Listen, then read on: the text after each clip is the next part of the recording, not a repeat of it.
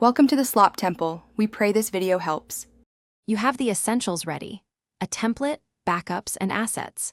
Start by creating the new page file or route in your project.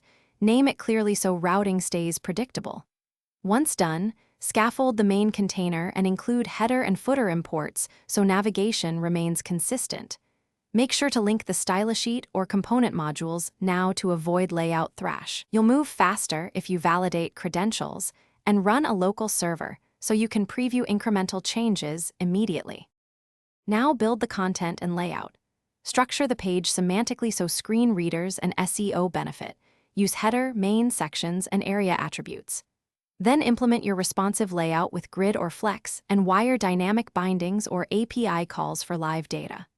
Once those pieces are in place, optimize assets, lazy load images, use compressed formats, and defer non-critical scripts so performance stays smooth. Make sure to test key interactions and resize behavior before moving to finishing touches. Finish by validating the page.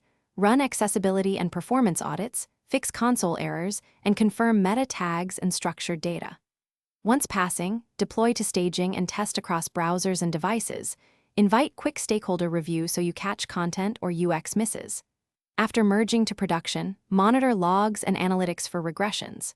If something goes wrong, clear caches locally and on the server, reproduce the error, check console/network traces, and roll back to the last good deploy while you patch the issue.